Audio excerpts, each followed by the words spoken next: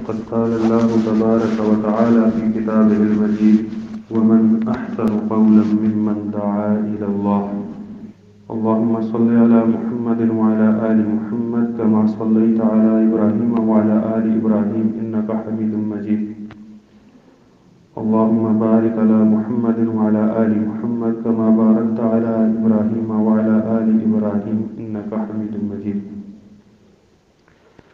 رب اشرح لي صدري ويسر لي أمري واحلل عقدة من لساني يفقهوا قولي اللهم انفعنا ما علمتنا وعلمنا ما ينفعنا وزدنا علما.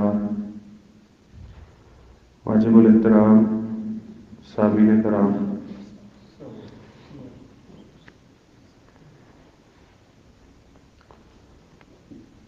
اللہ کی توفیق سے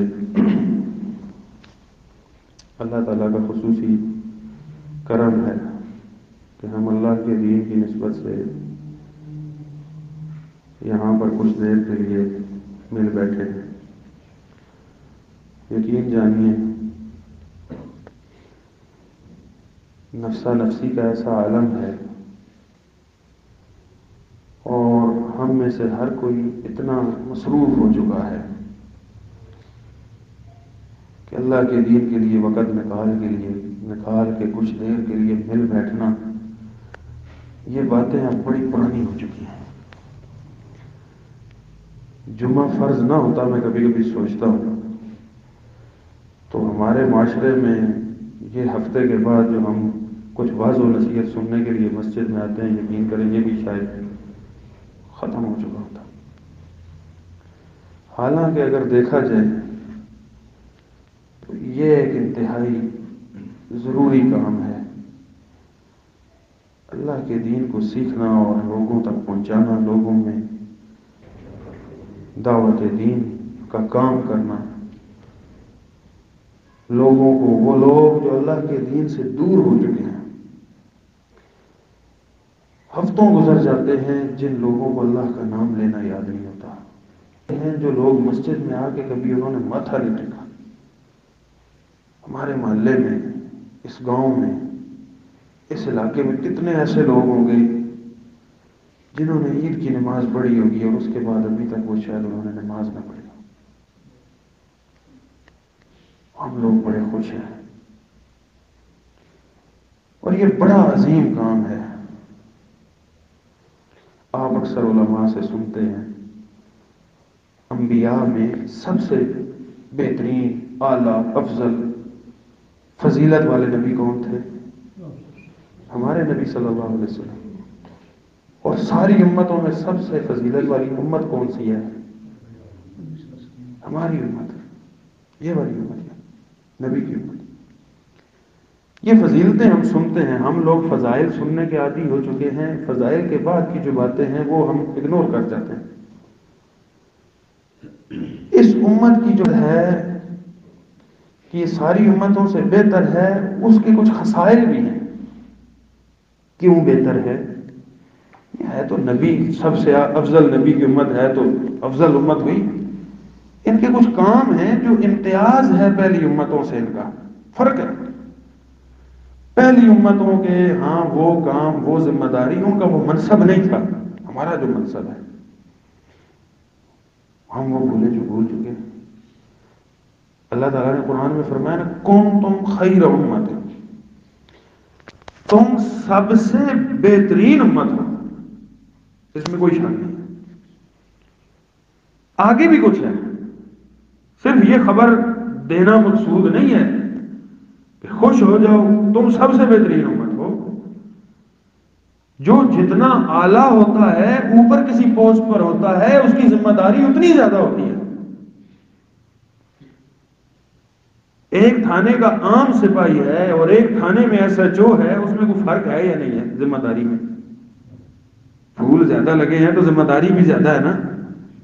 اور ایک ایس ایچ او ہے اور ایک ڈی ایس پی ہے، فرق ہے کہ نہیں ہے؟ ذمہ داری کی وجہ سے، کام کی نوعیت کی وجہ سے. ایک فیکٹری اور مل میں ایک مزدور ہے، اس کی تنخواہ 1000 روپے دھاڑی ہے. اسی مل میں ایک مینیجر ہے یا کوئی انجینئر ہے فیکٹری کا، اس کی تنخواہ ہزاروں روپے دیہڑی ہے، کیا اس کا چہرہ خوبصورت ہے اس وجہ سے؟ وہ کسی بڑے خاندان کا ہوتا ہے اس وجہ سے یا کام کی وجہ سے؟ کنتم خیر امت اخرجت للناس، اس لیے کہ تمہیں صرف اپنی ذاتی مفادات کے لیے نہیں پیدا کیا، تمہیں لوگوں کے لیے پیدا کیا گیا ہے۔ تم صرف اپنی ذات کے لیے نہیں پیدا کیے گئے ہو، صرف اپنی ذات کے لیے نہیں پیدا کیے گئے ہو۔ اخرجت للناس تأمرون بالمعروف وتنہون عن المنکر، تم لوگوں کو اچھی باتوں کا حکم دیتے ہو کہ بھائی یہ کرنا ہے، اور برائیوں سے روکتے ہو کہ یہ نہیں کرنی۔ یہ فرق ہے۔ ایک دفعہ سیدنا ابو بکر رضی اللہ تعالی عنہ مسجد میں آئے، اپنے دور خلافت میں منبر پر چڑھے، خطبہ دیا۔ لوگوں کے ہاں کچھ لوگ مشہور ہو گئے تھے جو یہ کہتے تھے اپنا نماز روزہ کرو، ساڈے کولو ساڈی کچھ ہوئے گی، تے باقی ہر کوئی اپنی جان کا خود ذمہ دار ہے۔ سیدنا ابو بکر صدیق رضی اللہ تعالیٰ عنہ کو یہ بات پتہ چلی، خطبہ دیا اور کہا لوگوں میں نے سنا ہے تم قرآن کی اس آیت سے استدلال کرتے ہوئے دعوت و تبلیغ کا کام نہیں کر رہے ہو کہ قرآن میں آتا ہے یا ایھا الذین آمنوا علیکم انفسکم لا یضرکم من ضل اذا اہتدیتم، اے ایمان والو تم پر تمہاری اپنی جانوں کی ذمہ داری ہے۔ قرآن میں کوئی دوسرا اگر گمراہ ہوتا ہے، تم اگر ہدایت پر ہو تو تمہیں اس کی گمراہی نقصان نہیں دیتی۔ اس آیت کو دیکھ کر مجھے پتا چلا ہے کہ تم لوگ دعوت دین کا کام نہیں کر رہے ہو کہ قرآن میں صرف اپنی جان کا ذمہ دار بنایا گیا ہے۔ سنو، یہ قرآن جس نبی کے اوپر اترا تھا اس نبی نے فرمایا تھا کہ اگر تم لوگوں کو جو برائیوں میں، اللہ کے نافرمانیوں میں، معصیت میں، اللہ کے دین سے دوری میں پڑے ہوئے ہیں، اور تم لوگوں نے اگر اس دین کی طرف نہیں بلاؤ گے، اللہ کا تم پر بھی عذاب نازل ہوگا۔ ہم سب سے بہترین امت ہیں تو ہماری ذمہ داری ہے، سب سے پہلے تو ذاتی عمل ہے، پھر اس کے بعد لوگوں کو دین کی طرف بلانا۔ اللہ تعالیٰ نے کیا فرمایا؟ وَمَنْ أَحْسَنُ قَوْلًا مِّمَّنْ دَعَا إِلَى اللَّهِ، اس دنیا میں سب سے اچھی بات اس بندے کی ہے جو لوگوں کو اللہ کی طرف بلاتا ہے، کہتا ہے لوگوں اللہ کی طرف آ جاؤ۔ دنیا کے اندر کوئی بڑے سے بڑا موٹیویشنل سپیکر کیوں نہ ہو، کوئی بڑے سے بڑا ایسا مصنف، لکھاری یا مقرر جس کی تقریر بڑی سحر انگیز ہو، تو لوگ اس کی تقریر اور تحریر پڑھ کے سحر میں مبتلا ہو جاتے ہیں، اثر کرنے والا ہوتا ہے۔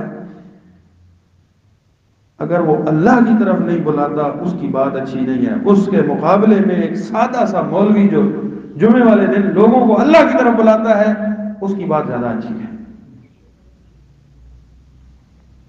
سب سے بہترین بات اللہ کی بات ہے، اور سب سے بہترین دائی بلانے والا وہ ہے جو اللہ کی بات کی طرف لوگوں کو بلاتا ہے، اللہ کی طرف بلاتا ہے۔ میں آپ کو بتاؤں، ہم آج کل میڈیا کا، سوشل میڈیا کا اور میڈیا کا دور ہے، ہمارے موبائل ٹپس پر ہے، فنگر ٹپس پر ہے ساری چیزیں۔ ہم مختلف لوگوں کو سنتے ہیں، ہم ان سے مرعوب ہو جاتے ہیں، ہم یہ سمجھتے ہیں کہ شاید ہم تو کچھ بھی نہیں اور یہ سارا کچھ ہے۔ میں جب کالج اسکول میں پڑھتا تھا، ایک انگریز مصنف ہے، اس کی کتابیں ان دنوں میں نئی نئی ترجمہ ہو کر مارکیٹ میں آئی تھی، ڈیل کارنگی اس کا نام تھا۔ بڑی شاندار کتابیں، مطلب زمانوں کا ہوتا ہے نا، لوگوں کو ہم خیال کیسے بنایا جائے، اس طرح کے بڑے اس کے ٹاپک ہوتے تھے۔ میں بڑی اس کی کتابیں خرید کے پڑھتا تھا۔ ایک وقت آیا جب اللہ نے مدرسے میں توفیق دی، ہم نے پڑھا، پھر شیخ عبد الرحمن العریفی ہیں، ایک سعودی عرب کے شیخ ہیں، ان کی کتاب ہے اس کا ترجمہ دارالسلام سے چھپا ہے، زندگی سے لطف اٹھائیے، بڑی شاندار کتاب ہے، نوجوانوں کو، ہر بندے کو پڑھنی چاہیے، بڑی بہترین کتاب ہے، زندگی سے لطف اٹھائیے۔ اس کے مقدمے میں انہوں نے یہ بات لکھی تھی کہ ہمارے بہت سارے لوگ ڈیل کارنیگی کو سنتے تھے اور نفسیات کا ماہر مانتے تھے، اور اس نے بڑی اچھی اچھی باتیں کی ہیں، لیکن وہ 1936 میں وہ مرا تھا، اور اس کے مرنے کا سبب یہ تھا کہ اس نے خودکشی کی تھی، جو لوگوں کو یہ بتاتا تھا کہ لوگوں تم زندگی سکون سے کیسے گزار سکتے ہو۔ اس دن مجھے پتا چلا کہ سب سے بہترین بات اللہ کی بات ہے، اس میں سکون ہے، اس میں زندگی، ورنہ اتنا زبردست دنیا کا وہ مصنف جس کی کتابیں ہزاروں لاکھوں بکتی تھیں، اس نے بھی آخرکار تنگ آ کے خودکشی کی نا، اسے سکون نہیں ملا زندگی کے اندر، موت کو قبول کر لیا اس نے۔ سب سے اچھی بات اللہ کی بات ہے، دین کی بات ہے، قرآن کی بات ہے، نبی کی بات ہے۔ سب سے اچھا بندہ وہ ہے جو اس بات کی طرف لوگوں کو دعوت دیتا ہے اور بلاتا ہے۔ ہمارے یہاں آج کل یہ ہمارے یہاں بڑی کمزوری ہو چکی ہے۔ آپ کا کیا خیال ہے؟ ہمارے دوستوں میں ایسے دوست نہیں ہیں جو توحید سے ناآشنا ہیں؟ سب سے بڑی غیرت کس بات پر کرنی چاہیے؟ توحید پر۔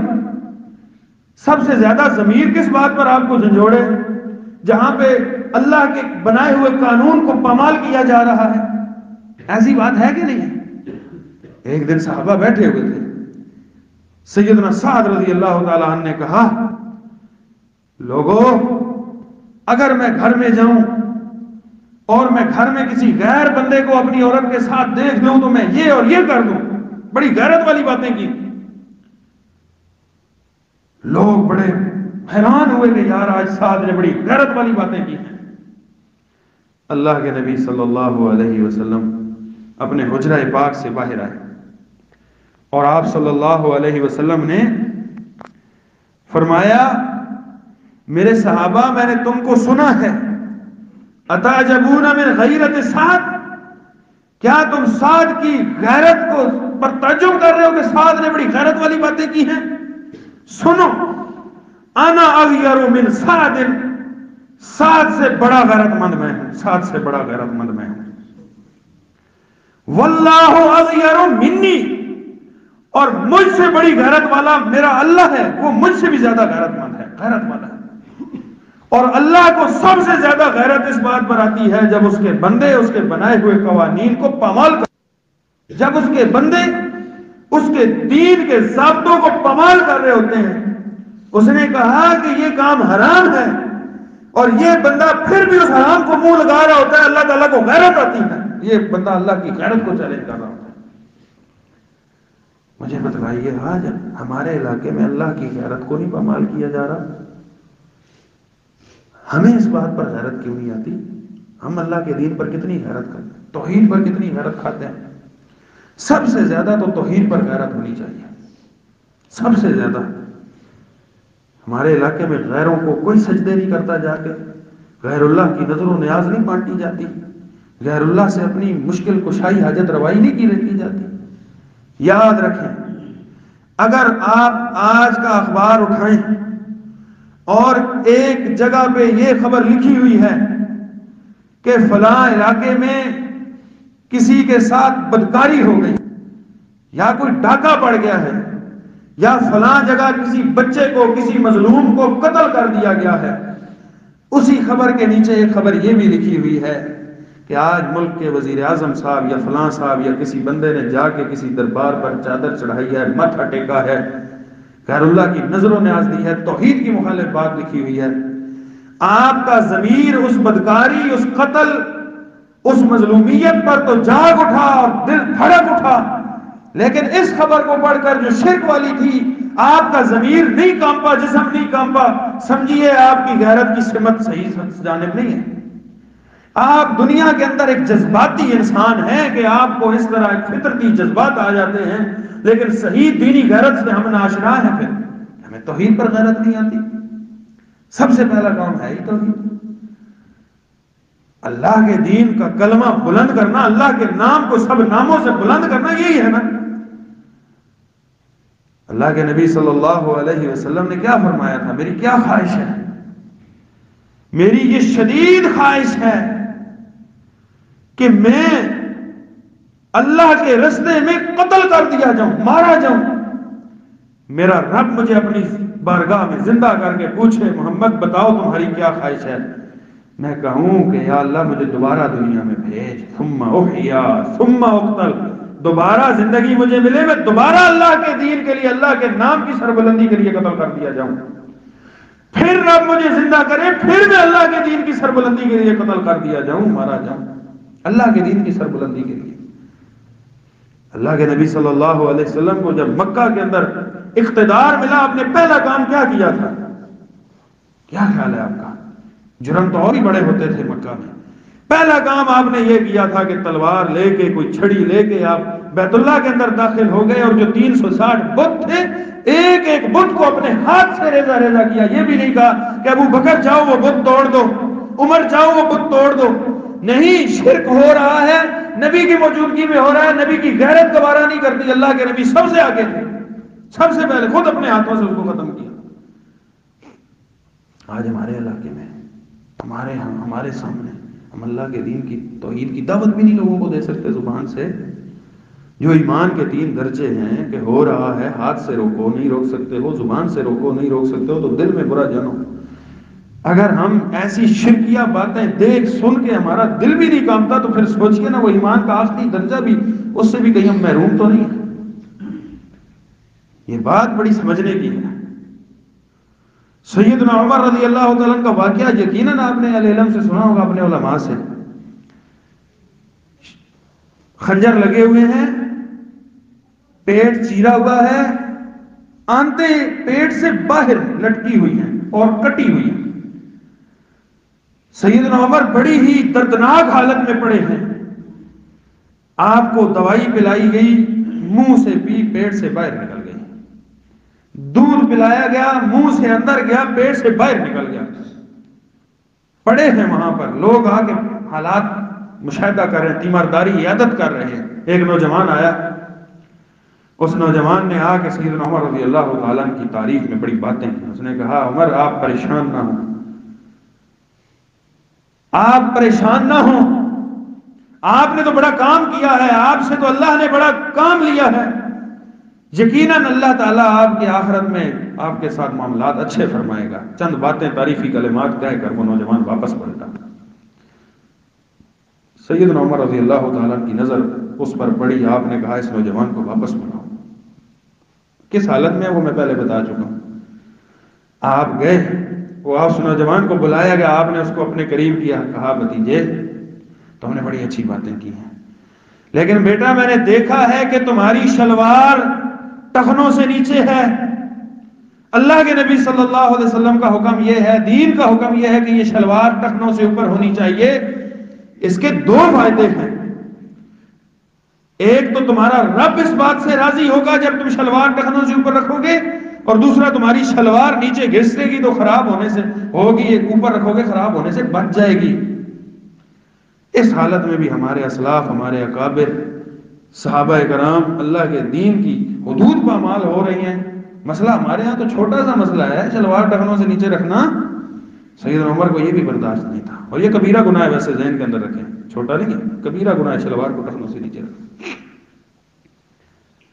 یہ اللہ کے دین کا کام ہے۔ ہمارے ہاں ہم لوگ اس بات سے ناشنا ہیں، بہت ہمارے ہاں کمی نہیں آ گئی۔ کیا خیال ہے، آپ کیا سمجھتے ہیں؟ ہم بہت ساری مجال میں کام کر رہے ہیں، اور بہت سارے معاملات میں ہمیں شیطان سمجھ لیں یا مائنڈ سیٹ ایسا بنا دیا گیا ہے، ہم دعوت دین سے دور اور کاموں میں الجھا دیے جاتے ہیں، جبکہ بنیادی کام یہ ہے، اصل کام یہ ہے، باقی سارے کام اپنی جگہ پر، میں ان کی اہمیت سے انکار نہیں کرتا۔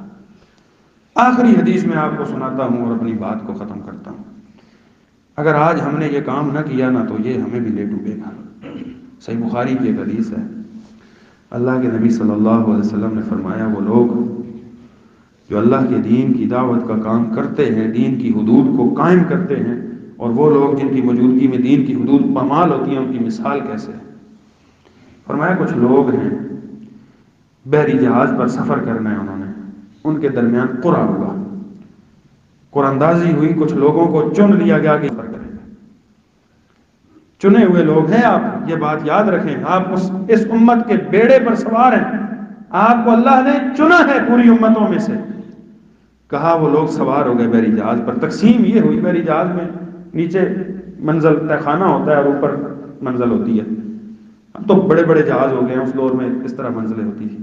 کچھ لوگ نیچے تہ خانے میں چلے گئے، کچھ لوگ اوپر والی منزل جو پانی کے برابر میں ہوتی ہے ادھر بیٹھ گئے. اب یہ جو نیچے ہے نا، جب ان کو پانی ضرورت پڑتا ہے تو ان کو چڑھنا پڑتا ہے اوپر. اوپر سے چڑھ کے سمندر سے پانی بھرتے ہیں، نیچے چلے جاتے ہیں. بار بار، ایک بار گئے، دو بار گئے، تین بار گئے، آخر بار بار جا رہے ہیں، پانی تو ضرورت پڑتا ہے. آخر کار ایک عقل مند نے کہا کہ یارو، یہ جو ہم بار بار اوپر جا کے پانی بھرتے ہیں، پانی تو ہمارے نیچے ہے نا، کلاڑا پاس موجود ہے، ادھر سے ہی پھٹے کو کلاڑا مارتے ہیں، سراغ ہو جائے گا، پانی اوپر ہے، ہم ادھر سے بھر لیا. بار اوپر جانے کے کئی عقل مند ایسے بھی ہوتے ہیں. ہم نے کہا اتو مارو کوڑا. وہ پھر انہوں نے کلاڑا اٹھا لیا. اللہ کے نبی صلی اللہ علیہ وسلم نے فرمایا کہ وہ کلاڑے سے ادھر وار کر رہے ہیں پھٹے پر. یہ اوپر والے دیکھ رہے ہیں کہ یہ ادھر پھٹے کو چیر رہے ہیں، کاٹ رہے ہیں. آپ نے فرمایا اگر یہ اوپر سے جو دیکھ رہے ہیں یہ نیچے جا کے ان کے کلاڑے کو پکڑیں گے نہیں، ان کو روکیں گے نہیں، وہ ادھر سوراخ کر دیں گے، ادھر سے پانی اوپر بھر جائے گا. وہ نیچے والے ڈوبیں گے ہی ڈوبیں گے، بچیں گے اوپر والے بھی. بات سمجھ آئی آپ کو ساری؟ آج اگر ہم مسجد میں ہیں نا، میرے گھر کے بندے نماز نہیں پڑھتے، میرے ساتھ اٹھنے بیٹھنے والے میرے یار دوست دیندار نہیں ہیں اور میں ہوں، تو یہ سمجھے کہ وہ نیچے سوراخ کرنے والا ہے اور میں اسے نہیں روک رہا. یہ جہاز ادھر ہی ڈوبے گا اور میں بھی ادھر ہی فرق ہو جاؤں گا. اس سے بڑی مثال مجھے کوئی نہیں ملی آج تک دعوت دین کی اہمیت سمجھانے کے لیے. اس لیے اس بات کو سمجھنا ہے اور اس کی اہمیت کو سمجھنا ہے، یہاں پر کام کرنا ہے. مجھ سے بہتر میں کچھ عرصہ پہلے یہاں پہ پڑھتا رہا ہوں، آپ کو پتہ ہے جامعہ میں بھی بہت سارے حالات سے واقف ہوں ملتان کے. اور اب تو حالات اور بھی زیادہ ہیں. ہم ذرا فیس بک پہ بھی ہوتے ہیں نا، آج کل مولویوں کے پاس بھی ٹچ موبائل ہوتے ہیں تو پتہ چلتا رہتا ہے کیا حالات ہیں. آپ کے ہاں یہاں پر والی بال کے ٹورنامنٹس ہوتے ہیں، ان میں کیا کچھ ہوتا ہے، یا اور کھیل ہوتے ہیں ان میں کیا کچھ ہوتا ہے. سود کی یہاں پر کیا پریزنٹیشن ہے، جوا کتنا عام ہے، نشہ کتنا ہے. یہ ساری چیزیں ہیں کہ نہیں ہیں؟ اور اس کو روکنا ہے. یہ تبھی ہوگا جب آپ اپنے علماء سے مل کر دین کو سیکھ کے پھر آگے لوگوں کو، ہر بندہ اپنے اپنے طور پر جو ہے نا وہ لوگوں کو تیار کرے، پھر اہل علم کے پاس ان کو بٹھائیں، اہل علم کی میں لائیں تاکہ ان کا معاملات راسخ اور پختہ ہو جائیں اور وہ دین کی طرف آ جائیں.